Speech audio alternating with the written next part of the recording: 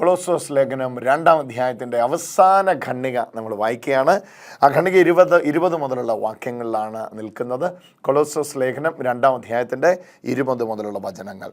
ഇതെങ്ങനെയാണ് വചനം പറയുന്നത്? ക്രിസ്തുവിനോടൊപ്പം പ്രപഞ്ചത്തിൻ്റെ മൂലഭൂതങ്ങൾക്ക് നിങ്ങൾ മരിച്ചു കഴിഞ്ഞിരിക്കുന്നതിനാൽ ഇനിയും ലോകത്തിൻ്റേതെന്ന മട്ടിൽ ജീവിക്കുന്നത് എന്തിന്? സ്പർശിക്കരുത്, രുചിക്കരുത്, കൈകാര്യം ചെയ്യരുത് എന്നീ നിബന്ധനകൾക്ക് നിങ്ങൾ വിധേയരാകുന്നത് എന്തിന്? ഉപയോഗത്താൽ നശിച്ചു പോകുന്നവയെ പറ്റിയുള്ളവയാണ് ഈ നിബന്ധനകൾ. ഇവ വെറും മാനുഷിക ഉപദേശങ്ങളും സിദ്ധാന്തങ്ങളും അനുസരിച്ചുള്ളവയാണ്.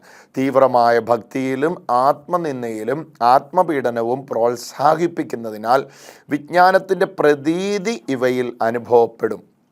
എന്നാൽ ജഡാഭിലാഷങ്ങളെ നിയന്ത്രിക്കുന്ന കാര്യത്തിൽ ഇവയ്ക്ക് യാതൊരു മൂല്യവുമില്ല.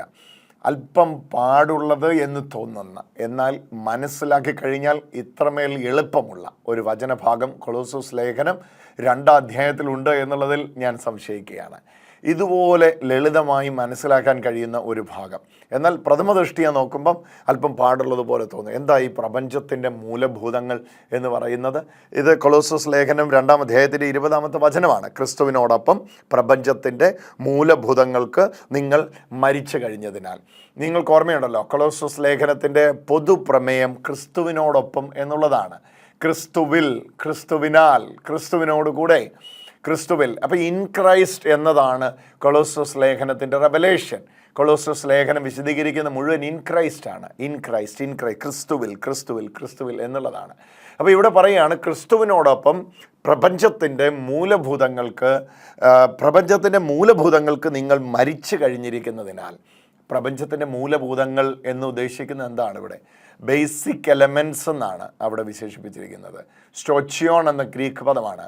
സ്റ്റോച്ചിയോൺ എന്ന ഗ്രീക്ക് പദത്തിന് യഥാർത്ഥമായിട്ട് കൊടുത്തിരിക്കുന്ന 5 അർത്ഥങ്ങളിൽ ഏറ്റവും കൂടുതൽ സഭാപിതാക്കന്മാർ സ്വീകരിച്ച് വ്യാഖ്യാനിച്ചിരിക്കുന്ന കാര്യങ്ങൾ പ്രപഞ്ചത്തിൻ്റെ സൃഷ്ടിപ്പിന് അല്ലെ പ്രപഞ്ചത്തിൻ്റെ നിലനിൽപ്പിന് കാരണമായിട്ടുള്ള എലമെൻറ്റ്സ് എന്നുള്ളതാണ്. പ്രപഞ്ചത്തിൻ്റെ നിലനിൽപ്പിന് കാരണമായിട്ടുള്ള എലമെൻറ്റ്സ് എന്ന് പറയുമ്പോൾ അതിനകത്ത് പ്രധാനമായിട്ട് നമുക്ക് ഓർമ്മയിൽ എടുക്കാൻ പറ്റുന്ന, നമ്മളിന്ന് പ്രായോഗികമായി അനുഭവിക്കുന്ന 5 എലമെൻറ്റുകളെ എടുക്കുക. ഒന്നാമത്തേത് തീയാണ്, രണ്ടാമത്തേത് വെള്ളമാണ്, സമുദ്രം അല്ലെങ്കിൽ നദി അല്ലെങ്കിൽ കടൽ അല്ലെങ്കിൽ വെള്ളമാണ്. മൂന്നാമത്തേത് വായുവാണ്. നാലാമത്തേത് ആകാശമാണ്. അപ്പോൾ ഇങ്ങനെ ഇതിനെയാണ് പ്രധാനമായിട്ട് എലമെൻറ്റ്സ്. പിന്നെ അതിൻ്റെ അകത്ത് വരുമ്പോൾ സൂര്യനുണ്ട്, പിന്നെ അതിൻ്റെ അകത്ത് വരുമ്പോൾ ചന്ദ്രനുണ്ട്. അപ്പോൾ ഈ ഭൂമിയിലെ എലമെൻ്റൽ തിങ്സ്, ഭൂമിയിലെ ഈ മൂലഭൂതങ്ങൾ സൃഷ്ടിപ്പിന് കാരണമായി തീർന്നു എന്ന് ചിന്തിക്കപ്പെടുന്ന, ഇന്ന് നമ്മൾ കാണുന്ന പ്രപഞ്ചത്തിൻ്റെ സൃഷ്ടിപ്പിന് കാരണമായി തീർന്നു എന്ന് ചിന്തിക്കുന്ന മൂലകാരണങ്ങളായിട്ടുള്ള കാര്യങ്ങൾ. അത് സൂര്യനായാൽ സൂര്യൻ പ്രകാശം നൽകുന്നു. വെള്ളം, ജലാംശം ജീവൻ നിലനിൽക്കുന്നതിന് കാരണമായി തീരുന്നു. അഗ്നി എങ്ങനെ മനുഷ്യ ജീവിതത്തിൽ പ്രവർത്തിക്കുന്നു എന്ന് നമുക്കറിയാം. തീ എങ്ങനെ പ്രവർത്തിക്കുന്നു, ചന്ദ്രൻ എങ്ങനെ പ്രവർത്തിക്കുന്നു എന്ന് നമുക്കറിയാം. അപ്പം വായു ഇല്ലാതെ നിലനിൽക്കാൻ കഴിയുകയില്ല. അപ്പോൾ ഈ കാര്യങ്ങൾ എല്ലാം ആണ് ഇവിടെ വിശദീകരിച്ചിരിക്കുന്നത്. അപ്പോൾ ഇനി ഇതിൻ്റെ അർത്ഥം എന്താണെന്ന് നോക്കിയേ. ക്രിസ്തുവിനോടൊപ്പം പ്രപഞ്ചത്തിലെ മൂലഭൂതങ്ങൾക്ക് നിങ്ങൾ മരിച്ചു കഴിഞ്ഞിരിക്കുന്നതിനാൽ. അപ്പോൾ യേശു ക്രിസ്തുവിലാകുന്ന ഒരാൾ ഈ പ്രപഞ്ചത്തിൻ്റെ മൂലഭൂതങ്ങളാകുന്ന ചന്ദ്രദോഷം, സൂര്യദോഷം, ജലദോഷം എന്ന് പറയുമ്പോൾ തുമ്മലുള്ള ജലദോഷം ചിന്തിക്കരുത്. ജലത്തിലൂടെ വരുന്ന ദോഷം, ഭൂമിയിലെ പാറകൾ, കല്ലുകൾ, അതുപോലെ വായു, അതുപോലെ വെള്ളം, ഇങ്ങനെയുള്ള കാര്യത്തിലൂടെ വരുന്ന പൈശാചിക പോരാട്ടങ്ങൾ, ഇവയെല്ലാം നിങ്ങൾ അതിജീവിച്ചിരിക്കുന്നു ക്രിസ്തുവിൽ. അപ്പോൾ എന്താണ് ഇത് സംസാരിക്കുന്ന ബാക്ക്ഗ്രൗണ്ട് എന്ന് പറയാം. അപ്പോൾ നിങ്ങൾക്കിത് മനസ്സിലാവും. കൊളോസ്സോസ് ലേഖനം സംസാരിക്കുന്നത് ഒരു പ്രത്യേക പശ്ചാത്തലത്തിൽ നിന്നുകൊണ്ടാണ്. കൊളോസ്സോസ് ലേഖനം സംസാരിക്കുന്ന പശ്ചാത്തലം ജ്ഞാനവാദമാണ്. ജ്ഞാനവാദികൾ വിശ്വസിക്കുന്നു പ്രപഞ്ചത്തിൻ്റെ മൂലഭൂതങ്ങളാകുന്ന ഈ പറഞ്ഞവയെല്ലാം, സൂര്യനും ചന്ദ്രനും അമാവാസിയും ദിവസങ്ങളും വാവും എല്ലാം നിങ്ങൾക്കെതിരെ പ്രവർത്തിക്കാൻ സാധ്യതയുണ്ട്, നിങ്ങൾക്കെതിരെ പ്രവർത്തിക്കാൻ സാധ്യതയുണ്ട് എന്നുള്ളതാണ്. അപ്പോൾ ഇത് എവിടെ നമുക്കിത് മനസ്സിലാകുന്നത്? ഇത് മനസ്സിലാകുന്നത് തൊട്ട് മേളിലും താഴെയും പറഞ്ഞിരിക്കുന്ന ഭാഗങ്ങളിൽ നിന്നാണ്. 16-ാമത്തെ വചനം നോക്കിക്കേ. ഭക്ഷണപാനീയങ്ങളുടെ കാര്യത്തിൽ ആരും നിങ്ങളെ കുറ്റപ്പെടുത്താതിരിക്കട്ടെ. കണ്ടോ? അപ്പോൾ ഇന്ന ഭക്ഷണം കഴിച്ചാൽ പ്രശ്നമുണ്ടെന്ന് ഭയക്കുകയാണ്. ഇന്ന ഭക്ഷണം കഴിച്ചതുകൊണ്ടാണ് നിനക്ക് ആ പ്രശ്നം ഉണ്ടായത് എന്ന് ഭയക്കുകയാണ്. പിന്നെ അതുപോലെ തന്നെയാണ് ഉത്സവങ്ങൾ എന്നിവിടെ ഉദ്ദേശിക്കുന്നത് നമ്മുടെ പെരുന്നാളുകളോ അല്ലെങ്കിൽ ക്ഷേത്രങ്ങളിലുള്ള ഉത്സവങ്ങളെ അല്ല ഇവിടെ ഉദ്ദേശിക്കുന്നത്. വാവുകൾ, അതുപോലെ തന്നെ സൂര്യദേവൻ്റെ ഉത്സവങ്ങൾ, ചന്ദ്രദേവൻ്റെ ജലദൈവങ്ങളുടെ ഉത്സവങ്ങൾ, അങ്ങനെയുള്ള കാര്യങ്ങൾ, അമാവാസി, സാപത്താചരണം. അപ്പോൾ ഇവയ്ക്കെല്ലാം ഒരു പ്രത്യേക മാനം കൊടുക്കുകയാണ്. എന്നിട്ട് ആ മാനത്തിനകത്ത് കുറച്ച് താഴേക്ക് വരുമ്പോൾ പറയുകയാണ്, ലോകത്തിൻ്റെ എന്ന മട്ടിൽ സ്പർശിക്കരുത്, അത് തൊട്ടാൽ നിങ്ങൾക്ക് പ്രശ്നം ഉണ്ടാകും. കണ്ടോ, എലമെൻ്റാണ്, അതെടുത്താൽ നിങ്ങൾക്ക് പ്രശ്നം ഉണ്ടാകും. രുചിക്കരുത്, അത് കഴിക്കരുത്, അത് കഴിച്ചാൽ നിങ്ങൾക്ക് ദോഷം ഉണ്ടാകും. കൈകാര്യം ചെയ്യരുത്, do not touch, do not handle, do not taste. അപ്പോൾ അതാണ്, ഡു നോട്ട് ഹാൻഡിലാണ്, do not drink, do not eat, do not handle. അപ്പോൾ ഈ 3 കാര്യമാണ് പറയുന്നത്. സ്പർശിക്കരുത്, ടച്ച് ചെയ്യരുത്, ഈറ്റ് ചെയ്യരുത്, കൈ ഹാൻഡിൽ ചെയ്യരുത് എന്നീ നിബന്ധനകൾക്ക് ഈ നിബന്ധനകൾ പറയുകയാണ്. അത് നിങ്ങൾ തൊട്ടാൽ, അത് നിങ്ങൾ കുടിച്ചാൽ, അത് നിങ്ങൾ എടുത്താൽ, സാപത്ത് ദിവസങ്ങൾ എടുത്താൽ, ശാപത്തിൻ്റെ ആചരണത്തിൻ്റെ ദിവസങ്ങൾ എടുത്താൽ, ആ എടുത്ത നിമിത്തം നിങ്ങൾക്ക് ദോഷമുണ്ടാകും. ആ എടുത്ത എന്താണ്? എലമെൻറ്റുകളാണ്. ആ എലമെൻറ്റ് നിമിത്തം, എലമെൻ്റ് എന്ന് ഉദ്ദേശിക്കുന്നത് എന്താണ്? നമ്മളിവിടെ വായിച്ചു, പ്രപഞ്ചത്തിൻ്റെ മൂലഭൂതങ്ങൾ, പ്രപഞ്ച സൃഷ്ടിപ്പിന് കാരണമായി തീർന്ന കല്ല്, മണ്ണ്, ഭൂമിയിലുള്ളവ, ഇവയെല്ലാം നിങ്ങൾക്ക് വിരോധമായി പ്രവർത്തിക്കും. അത് നിങ്ങൾ കഴിക്കരുത്, അത് കഴിച്ചതിൻ്റെ ദോഷമാണ് നിങ്ങളിപ്പോൾ അനുഭവിക്കുന്നത്. അത് നിങ്ങൾ കുടിക്കരുത്, ഇത് കുടിച്ചതിൻ്റെ ദോഷമാണ് ഇപ്പോൾ അനുഭവിക്കുന്നത്. അത് നിങ്ങൾ എടുക്കരുത്, അത് എടുത്തതിൻ്റെ ദോഷമാണ് ഇപ്പോൾ നിങ്ങൾ അനുഭവിക്കുന്നത്. അപ്പോൾ ഇങ്ങനെ വസ്തുക്കൾ വെച്ച്, ദിവസങ്ങൾ വെച്ച് പഴിക്കുകയാണ് മനുഷ്യർ. അപ്പോൾ അവരുടെ മക്കൾക്ക് എന്തെങ്കിലും ദോഷം വരുന്ന ഉടനെ ഇത് ഇങ്ങനെ അങ്ങ് കോട്ട് ചെയ്യുകയാണ്. അതായത് എങ്ങനെയാണ് കോട്ട് ചെയ്യുന്നത്? അതായത് നിങ്ങളുടെ മക്കൾക്ക് ദോഷം വരാൻ കാരണം ഇന്ന ഭക്ഷണം കഴിച്ചുകൊണ്ടാണ്, ഇന്നാര് വീട്ടിൽ വന്നതുകൊണ്ടാണ്, ഇന്ന സ്ഥലത്ത് നിങ്ങൾ പോയതുകൊണ്ടാണ്, ഇന്നത് നിങ്ങൾ തൊട്ടില്ലേ അതുകൊണ്ടാണ്. അപ്പം ഇതിന് കമ്പയർ ആയിട്ടുള്ള, ഇതിന് താരതമ്യപ്പെടുത്തി പറയാൻ പറ്റുന്ന ഒരു വിശ്വാസം ഭാരത വിശ്വാസങ്ങളുണ്ട് എന്ന് നിങ്ങൾക്കറിയാമല്ലോ. അപ്പോൾ എന്തുകൊണ്ടും ഈ ജ്ഞാനവാദ സിദ്ധാന്തം വളരെ ചേർന്ന് പോവുകയാണ് ഇന്ത്യൻ മിത്തുകളുമായിട്ട്, ഇന്ത്യൻ വിശ്വാസങ്ങളുമായിട്ട്. അപ്പോൾ അതുകൊണ്ട് തന്നെ നമുക്കും ഇതിൻ്റെ ഒരു റൂട്ട് ഒരു പരിധി വരെ ഉണ്ട്. നമ്മുടെ ആൾക്കാർ ഇങ്ങനെയൊക്കെ പറയുന്നത് കേട്ടിട്ടുണ്ട്, ഇപ്പം ഇറങ്ങാൻ പാടില്ല, ഇപ്പം ഇറങ്ങാൻ പറ്റിയ സമയമല്ല, രാഹുകാലം, അതുപോലെ തന്നെ ഇത് ഇപ്പം അത് ഇന്നടത്തുനിന്ന് കൊണ്ടുവന്നതാണെങ്കിൽ അത് കഴിച്ചാൽ ചിലപ്പോൾ പ്രശ്നം ഉണ്ടാകും. അത് നിങ്ങൾ എടുത്ത് ഉപയോഗിച്ചില്ലേ, അതിൻ്റെയാണ് പ്രശ്നം, അറിവില്ലായ്മയല്ല, നിങ്ങളത് എടുത്ത് ഉപയോഗിച്ച് അതിൻ്റെ ഇപ്പം നിങ്ങൾ ഈ അനുഭവിക്കുന്നത്. അപ്പോൾ ഇങ്ങനെ ഭൂമിയിലുള്ള വസ്തുക്കളെ ചൊല്ലി അത് നിങ്ങൾക്ക് ബന്ധന കാരണമായി തീരും. മറ്റൊരാൾ പറയുന്നു, ആഭിചാരം ചെയ്ത് ചെമ്പിനകത്ത് അല്ലെങ്കിൽ വെള്ളിക്കകത്ത്, ലോഹത്തിനകത്ത്, ലോഹത്തകിടിനകത്ത്. വേറൊരാൾ പറയുന്നു നാരങ്ങയ്ക്കകത്ത് ചെയ്തു വെച്ചിരിക്കുക. വേറൊരാൾ പറയുന്നു മുടി കെട്ടി, അരിയെടുത്ത് മുടി കെട്ടി ബന്ധിച്ച് 4 കെട്ട് കെട്ടി ബന്ധിച്ചിരിക്കുകയാണ് എന്ന് പറയുന്നു. അപ്പം ഇതെല്ലാം ഭൂമിയിലെ മൂലപദാർത്ഥങ്ങളാണ്, മൂലവസ്തുക്കളാണ്. ഈ പ്രപഞ്ചത്തിൻ്റെ മൂലഭൂതങ്ങൾക്ക്, മൂലവസ്തുക്കൾക്ക്, ആ ഭൂതം എന്നുള്ളതിന് അവിടെ ഭൂതപിശാച് എന്ന അർത്ഥം കൊടുക്കണ്ട കേട്ടോ. അതാണ് ഞാൻ പറയുന്നത്. ആ അടിസ്ഥാന കാരണങ്ങൾ എന്ന അർത്ഥമാണ് അവിടെ കൊടുക്കേണ്ടത്. പ്രപഞ്ചത്തിൻ്റെ മൂലം എന്ന് പറയുന്നത് അടിസ്ഥാന കാരണങ്ങളാകുന്ന വസ്തുക്കൾ, എലമെൻറ്റ്സ്. ആ എലമെൻസിനോട് നിങ്ങൾ എന്ത് ചെയ്തിരിക്കുന്നു? മരിച്ചു കഴിഞ്ഞിരിക്കുന്നു. എവിടെ? ക്രിസ്തുവിൽ. അപ്പോൾ ഈ മരിച്ചു കഴിഞ്ഞിരിക്കുന്നു എന്ന വാക്കും കൂടെ ഒന്ന് മനസ്സിലാക്കേണ്ടിയിരിക്കും. അതായത് ക്രിസ്തുവിൽ നിങ്ങൾ മരിച്ചു കഴിഞ്ഞിരിക്കുന്നു എന്നിപ്പം റോമാലേഖനത്തിൻ്റെ ഭാഷയാണ്, പാപത്തോട് നിങ്ങൾ മരിച്ചിരിക്കുന്നു. അപ്പം പാപവുമായി ഇനി നിങ്ങൾക്ക് ബന്ധമില്ല എന്ന് പറയാൻ വേണ്ടിയാണ് ഈ മരിച്ചിരിക്കുന്നു, മൃതരായിരിക്കുന്നു എന്ന പ്രയോഗം നടത്തുന്നത്. അല്ലാതെ നമ്മൾ ഉദ്ദേശിക്കുന്ന പോലെ പ്രായം ചെന്നോ അല്ലെ അപകടത്തിലോ ഒക്കെ ഒരാൾ മരിക്കുന്ന അർത്ഥമല്ല. മരണം കൊണ്ട് എന്ത് ചെയ്യുകയാണ്? ബന്ധം മുറിയുകയാണ്. മരണം കൊണ്ട് അതുമായി ഇനി ഒരു സംബന്ധം ഇല്ലാതാവുകയാണ്. അപ്പോൾ അത് തന്നെയാണ് ഇവിടെ ഉദ്ദേശിച്ചിരിക്കുന്നത്. പ്രപഞ്ചത്തിൻ്റെ മൂലഭൂതങ്ങളുമായി യാതൊരു സംബന്ധവും ഇല്ലാതെ വണ്ണം നിങ്ങൾ മരിച്ചിരിക്കുന്നു. You are dead to the elemental spirits of the universe. നിങ്ങൾ പ്രപഞ്ചത്തിൻ്റെ മൂലഭൂതങ്ങളുമായി യാതൊരു സംബന്ധവും ഇല്ലാതെ വണ്ണം ക്രിസ്തുവിൽ എന്ത് ചെയ്തിരിക്കുന്നു? അതുമായി യു ആർ ഡെഡ്, നിങ്ങൾ മരിച്ചിരിക്കുന്നു. അപ്പോൾ അതാണ് അവിടെ വിശേഷിക്കുന്നത്. ഇനി ഒന്നുകൂടെ വായിച്ചു. കൊളോസോസ് 2:20 ക്രിസ്തുവിനോടൊപ്പം പ്രപഞ്ചത്തിൻ്റെ മൂലഭൂതങ്ങൾക്ക് നിങ്ങൾ മരിച്ചു കഴിഞ്ഞിരിക്കുന്നതിനാൽ. കണ്ടോ എത്ര എളുപ്പമായപ്പോൾ അത്. കൊളോസോസ് 2:20 എത്ര എളുപ്പമായെന്ന് നോക്കിയേ. ക്രിസ്തുവിനോടൊപ്പം പ്രപഞ്ചത്തിൻ്റെ മൂലഭൂതങ്ങൾക്ക് കാരണമായി നിങ്ങൾ മരിച്ചിരിക്കുന്നു. അപ്പം അർത്ഥം കണ്ടോ, എത്ര മാറിയെന്ന് കണ്ടോ? അപ്പോൾ അവിടെയാണ് ആ ചിന്താഗതി നമ്മൾ മാറുകയാണ്. ഇനിയും നിങ്ങൾ ലോകത്തിൻ്റെതെന്ന മട്ടിൽ ജീവിക്കുന്നതെന്ത്? അപ്പം നിങ്ങൾ ലോകത്തിൻ്റേതല്ല, നിങ്ങൾ ദൈവത്തിൻ്റേതാണ്. ലോകത്തിൻ്റേതാണെങ്കിൽ ലോകത്തിലുള്ളതൊക്കെ നിങ്ങളെ ബാധിച്ചേനെ. നിങ്ങൾ ദൈവത്തിൻ്റേതായതുകൊണ്ട് ദൈവത്തിൻ്റേതാണ് നിങ്ങളെ ബാധിക്കുന്നത്. അതാണ് അവിടുത്തെ ചിന്ത. ഇനിയും നിങ്ങൾ ലോകത്തിൻ്റേതെന്ന മട്ടിൽ നിങ്ങൾ ജീവിക്കുന്നത് എങ്ങനെ? ലോകത്തിൻ്റേത് എന്ന മട്ടിൽ ജീവിക്കുന്നവർക്ക് അവർ പ്രപഞ്ചത്തിൻ്റെ മൂലഭൂതങ്ങളുടെ ശക്തിയിൽ വിശ്വസിച്ച് ജീവിക്കുന്നവരാണ്. എന്നാൽ ദൈവത്തിൻ്റേത് എന്ന് ജീവിക്കുന്നവർ പ്രപഞ്ചത്തിൻ്റെ മൂലഭൂതങ്ങളുടെ ശക്തിയിൽ മരണം സ്വീകരിച്ചവരാണ്. അതുമായിട്ട് ഇനി യാതൊരു സംബന്ധവും നിങ്ങൾക്കില്ല. പ്രപഞ്ചത്തിൻ്റെ മൂലഭൂതങ്ങൾക്ക് സ്വാധീനിക്കാൻ കഴിയാത്ത ഉയരത്തിൽ നിങ്ങൾ ക്രിസ്തുവിൽ ആയിരിക്കുന്നു. ഒന്നുകൂടെ ഞാൻ പറയാം, പ്രപഞ്ചത്തിൻ്റെ മൂലഭൂതങ്ങൾക്ക് സ്വാധീനിക്കാൻ കഴിയാത്ത ഉയരത്തിൽ നിങ്ങൾ ആയിരിക്കുന്നു. ചന്ദ്രനെങ്കിലോ ഒരു ദോഷം നിങ്ങൾക്ക് ചെയ്യുകയില്ല. പകൽ സൂര്യനെങ്കിലോ രാത്രി ചന്ദ്രനെങ്കിലോ ഒരു ദോഷവും നിനക്ക് ചെയ്യുകയില്ല. അത് സങ്കീർത്തനത്തിലെ പറഞ്ഞു വെച്ച വാക്കാണ്. പകൽ സൂര്യനെങ്കിലോ രാത്രി ചന്ദ്രനെങ്കിലോ ഒരു ദോഷവും നിനക്ക് ചെയ്യുകയില്ല. അപ്പോൾ അതാണ് നമ്മുടെ വിശ്വാസം. അമാവാസി അല്ലെങ്കിൽ വെള്ളിയാഴ്ച, ചൊവ്വാഴ്ച, ഏത് ദിവസവും നിനക്ക് അനുഗ്രഹമാണ്. ഏത് ദേശവും നിനക്ക് അനുഗ്രഹമാണ്. എവിടെയും നിനക്ക് വീട് വെക്കാം, എവിടെയും നിനക്ക് പാർക്കാം. എത്ര പൈശാചിക ബന്ധനമുള്ള സ്ഥലത്തും നിനക്ക് വസിക്കാം. അങ്ങനെയൊക്കെ പറ്റുമോ?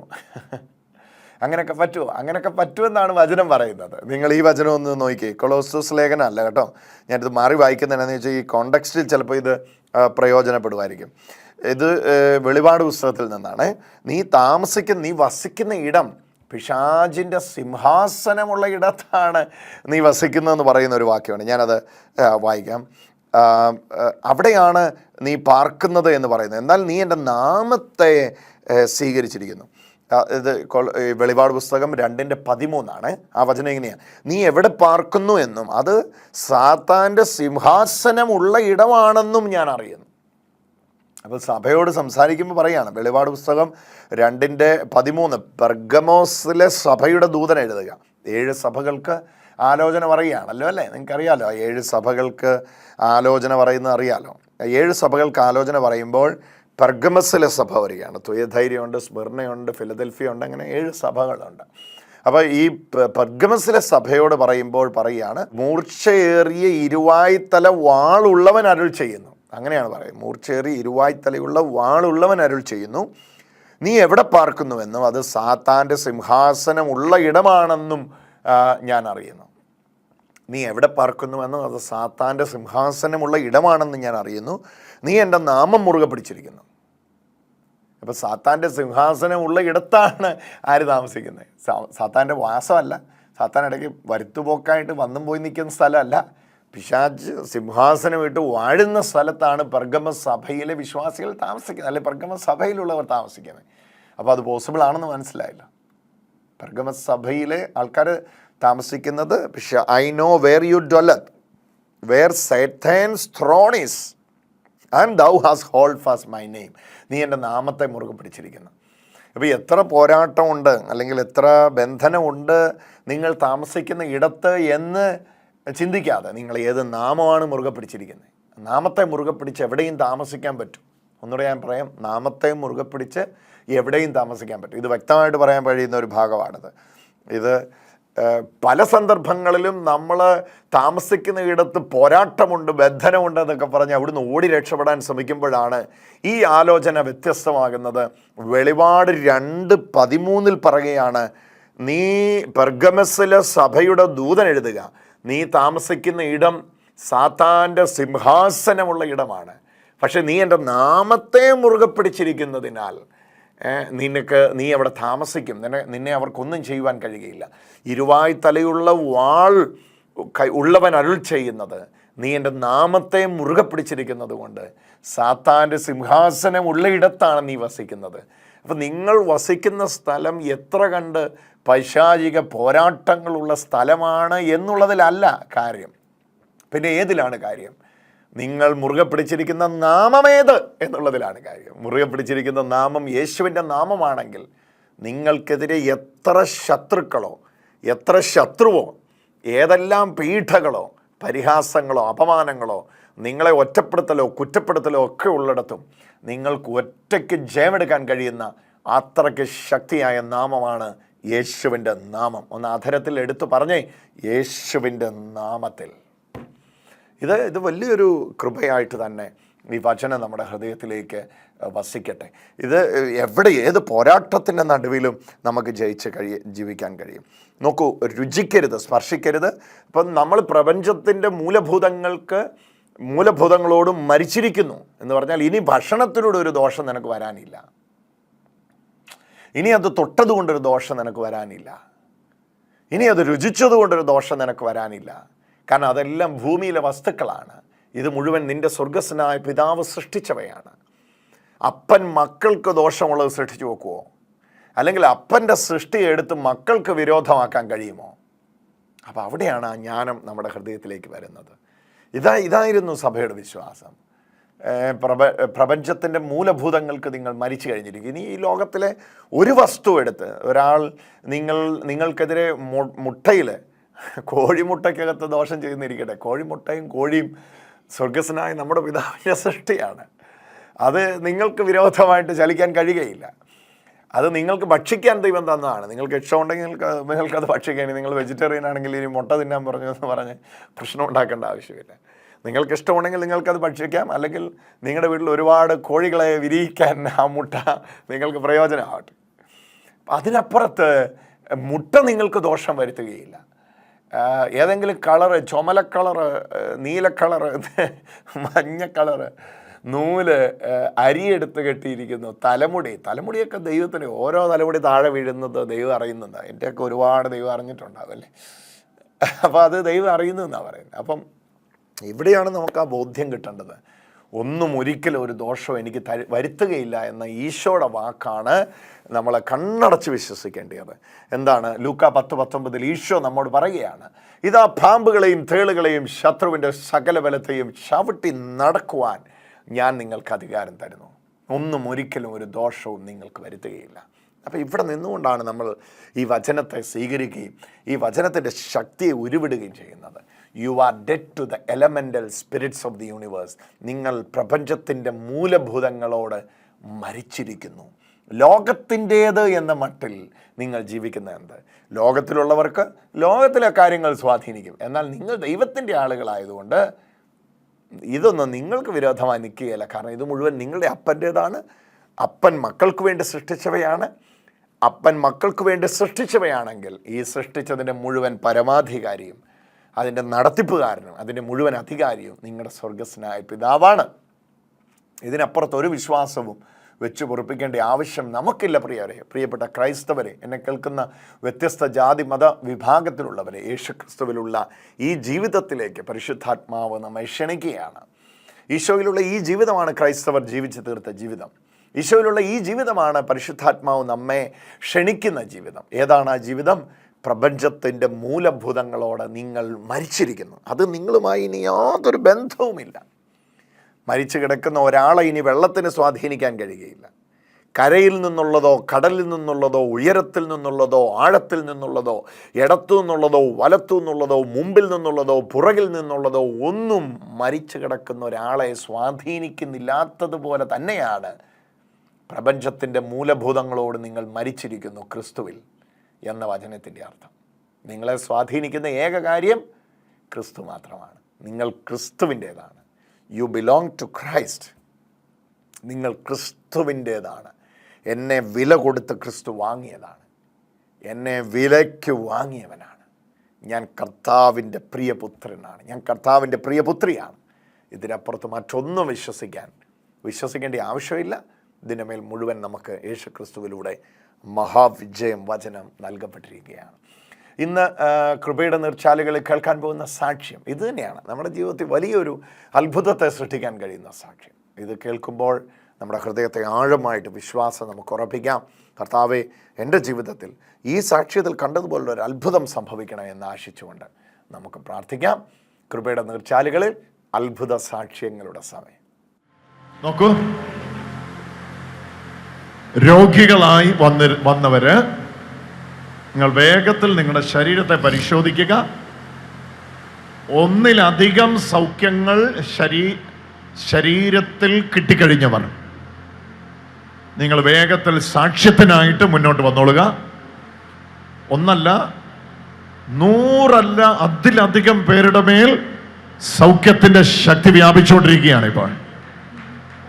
പെട്ടെന്ന് കൈയടിച്ച് സ്തുതിച്ചോ, സ്തുതിച്ചോ, സ്തുതിച്ചോ, സ്തുതിച്ചോ. ഈശോ എന്നെ തൊട്ടു, ഞാൻ സൗഖ്യം അനുഭവിക്കുന്നു എന്ന് പറയുന്നവർ മുന്നോട്ട് വേഗം വരിക, വേഗം വരിക, വേഗം ഓടി വരിക. ഇത് അനേകരുടെ കൃപയുടെ സമയമാണ്. വാ വാ വാ. റോസ് സെറ്റിട്ട് മകന്റെ കഴുത്തിലും അയാളുടെ ഇടുപ്പിലും രണ്ടിടത്തും സൗഖ്യമായവർ ഇങ്ങോട്ട് വരിക, വേഗം വരിക, വേഗം വരിക, മുന്നോട്ട് വരിക. നിങ്ങൾക്ക് ഇവിടെയും ഇവിടെയും ഭയങ്കരമായ സൗഖ്യം വ്യാപിക്കുന്നു. രണ്ടിടത്ത് സൗഖ്യത്തിന്റെ ശക്തി വ്യാപിച്ചുകൊണ്ടിരിക്കും. അസ്ഥി നാടി ഞരമ്പ് മുഴുവൻ സ്പർശിക്കപ്പെട്ടുകൊണ്ടിരിക്കുക. ഇതെന്നാ പറ്റിയതാ? ഓ, ഇതങ്ങോട്ട് ഊരിക്കോ, നമുക്ക് പ്രാർത്ഥിക്കാം. ഒറ്റ സ്തുതിച്ചുള്ള പ്രാർത്ഥന പ്രാർത്ഥിക്കാൻ പോവാം. ഇന്ന് വചനം മൂലമുള്ള സൗഖ്യങ്ങൾ വ്യാപിക്കട്ടെ. അസ്ഥി നാടി ഞരമ്പുകളിലേക്ക്, കോശങ്ങളിലേക്ക് മുഴുവൻ സൗഖ്യത്തിന്റെ അഭിഷേകം വ്യാപിക്കട്ടെ. കർത്താവായ യേശുവേ, ഒന്ന് വിളിച്ചോ, കർത്താവായ യേശുവേ, സുഖമാക്കണമേ, സുഖമാക്കണമേ, ജീവന്റെ ശക്തി പ്രവേശിക്കട്ടെ. ജീവന്റെ ശക്തി പ്രവേശിക്കട്ടെ.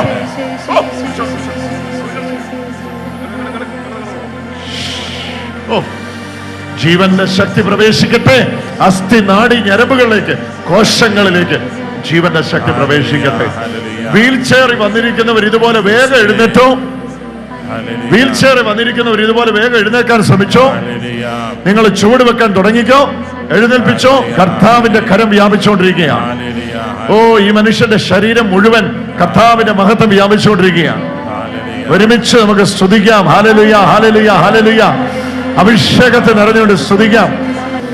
സൗഖ്യമായിക്കൊണ്ടിരിക്കുക, സൗഖ്യമായിക്കൊണ്ടിരിക്കുക. അസ്ഥി നാടി ഞരമ്പുകളിലേക്ക്, ഇതിന്റെ പിന്നിലെ രോഗാത്മാവേ, നിന്നോട് കൽപ്പിക്കുന്നു, ഈ ശരീരം നിനക്കുള്ളതല്ല. വിട്ടുപോവുക, വിട്ടുപോവുക. അയാളുടെ ശരീരം മുഴുവൻ കർത്താവിന്റെ മഹത്വം ഇറങ്ങി വ്യാപിച്ചുകൊണ്ടിരിക്കും. അയാളുടെ ശരീരം മുഴുവൻ കർത്താവിന്റെ മഹത്വം ഇറങ്ങി വ്യാപിച്ചുകൊണ്ടിരിക്കും. കൈ ഉയർത്തിക്കോ, കൈ ഉയർത്തിക്കോ, കൈ ഉയർത്തിക്കോ, കൈ ഉയർത്തിക്കോ, കൈ ഉയർത്തിക്കോ. പുതിയ ജീവനെ കൊണ്ടാ നീ വരുന്നേ. പുതിയ ജീവനാ നിനക്ക് കിട്ടുന്നേ. പുതിയ ജീവൻ, ദ ന്യൂ ലൈഫാ കിട്ടുന്നേ. കൈ ഉയർത്തിക്കോ, കൈ ഉയർത്തിക്കോ. എന്നൊക്കെ ചെയ്യണോ, വളഞ്ഞു, വളഞ്ഞു, വളഞ്ഞു. ഓ, ഈശോയുടെ ശക്തി വ്യാപിച്ചുകൊണ്ടിരിക്കുക. പോയി അച്ഛൻ്റെ അടുക്ക പോയൊരു ബ്ലെസ്സിങ് മേടിച്ചോ. അച്ഛൻ്റെ അടുക്ക പോയൊരു ബ്ലെസ്സിങ് ഓടിച്ചൊന്ന് മേടിച്ചു. കർത്താവിന്റെ കരം വ്യാപിച്ചിറങ്ങിക്കൊണ്ടിരിക്കുകയാണ്. ഒരുമിച്ച് വിളിച്ചോ, കർത്താവായ യേശുവേ, അസ്ഥി നാടി ഞരമ്പുകളിലേക്ക് ജീവൻ വ്യാപിക്കട്ടെ. ഇതാ ഈ പ്രാർത്ഥനയിൽ നമ്മൾ ഒരുമിക്കുകയാണ്. ഏതാ ഈ പ്രാർത്ഥന? പിതാവിൻ്റെയും പുത്രൻ്റെയും പരിശുദ്ധാത്മാവിൻ്റെയും നാമത്തിൽ പരിശുദ്ധ അമ്മയോട്, യോസേപ്പ് പിതാവിനോട്, ഭാഗ്യപ്പെട്ട സകല ശുദ്ധാത്മാക്കളോട്, സകല സ്വർഗീയ മാലാഖമാരോട് ചേർന്ന് കഴിക്കുന്ന പ്രാർത്ഥന. പിതാവിനും പുത്രനും പരിശുദ്ധാത്മാവിനും സ്തുതി, ആദിയിലെ പോലെ ഇപ്പോഴും എപ്പോഴും എന്നേക്കും ആമേൻ. അമ്മ മാതാവേ, അമ്മയോട് ചേർന്ന് സകല വിശുദ്ധരോട് ചേർന്ന് സ്വർഗീയ മാലാഖമാരോട് ചേർന്ന് ഇതാ ലോകം മുഴുവൻ ഇന്ന് കൃപയുടെ തീർച്ചാലുകൾ വചനം കേൾക്കുന്ന, ഷാലോം ടെലിവിഷനിലൂടെ കേൾക്കുന്ന, ഇൻ്റർനെറ്റിലൂടെ കേൾക്കുന്ന, യൂട്യൂബിൻ്റെ സാധ്യതകൾ മുൻനിർത്തി കേൾക്കുന്ന, മറ്റുള്ളവരിൽ ഈ വചനം എത്തിച്ചു കൊടുക്കാൻ ദൗത്യം ഏറ്റെടുത്ത് ഇത് അനേക ഗ്രൂപ്പുകളിലേക്ക് ഷെയർ ചെയ്യുന്ന മക്കളെല്ലാവരെയും സമർപ്പിച്ചുകൊണ്ട് ഇതാ പ്രാർത്ഥിക്കുക. വചനത്തിൻ്റെ ശക്തി അയക്കണമേ, പരിശുദ്ധാത്മാവിനെ പകരണമേ. ഇതാ കൃപയുടെ നീർച്ചാലുകൾ ജീവിതങ്ങളിൽ ഒഴുകട്ടെ. പരിശുദ്ധാത്മാവിൻ്റെ നവചൈതന്യത്തിൻ്റെ ശക്തി ഒഴുകട്ടെ. ഇത് അത്ഭുതത്തിൻ്റെ നിമിഷമായിട്ട് ഇത് മാറട്ടെ. കർത്താവേ, ഒന്നും സ്വാധീനിക്കാത്ത ഒരു ജീവിതം, ഇത്രയും കാലം ഭയപ്പെട്ടതിനെ മുഴുവൻ അടിമപ്പെടുത്തി ജീവിക്കുന്ന ഒരു വിജയത്തിൻ്റെ ജീവിതം, അത് നിന്റെ മക്കളുടെ ജീവിതത്തിൽ വെളിപ്പെട്ടു വരട്ടെ. സർവശക്തനായ ദൈവമേ, അവിടത്തേക്ക് അസാധ്യമായിട്ടൊന്നുമില്ല. ഇതാ ഈ വചനം വെച്ച് ഞങ്ങൾ സ്തുതിച്ച് പ്രാർത്ഥിക്കുകയാണ്. ഹല്ലേലൂയാ, ഹല്ലേലൂയാ, ഹല്ലേലൂയാ. ഇപ്പോൾ ഭവനങ്ങൾ സ്വതന്ത്രമാകട്ടെ, മുറികൾക്കകത്തേക്ക് ഈ വചനം വ്യാപിക്കട്ടെ. ടെലിവിഷൻ സ്ക്രീനിലേക്ക് വചനം കേൾക്കുമ്പോൾ കൈ നീട്ടിപ്പിടിക്കുക, ഇരുകരങ്ങൾ നീട്ടിപ്പിടിക്കുക, ഈ വചനത്തിൻ്റെ ആശീർവാദത്തെ സ്വീകരിക്കുക. കർത്താവേ, ഇതാ ഈ വചനം കേൾക്കുന്ന എല്ലാ ഭവനങ്ങളിലേക്കും കൊളോസോസ് 2:20 വചനം ഇതാ അയച്ചു പ്രാർത്ഥിക്കുന്നു. പ്രപഞ്ചത്തിൻ്റെ മൂലഭൂതങ്ങൾക്ക് നിങ്ങൾ മരിച്ചു കഴിഞ്ഞിരിക്കുന്നതിനാൽ you are dead to the elemental spirits of the universe. കർത്താവേ, ഈ വചനത്തിൻ്റെ ശക്തി ഇപ്പോൾ വ്യാപിച്ചിറങ്ങട്ടെ. ഇതൊരത്ഭുതത്തിൻ്റെ നിമിഷമായി മാറട്ടെ. നിത്യം വാഴും പിതാവും പുത്രനും പരിശുദ്ധാത്മാവുമായി സർവേശ്വര എന്നേക്കും. ആമേൻ.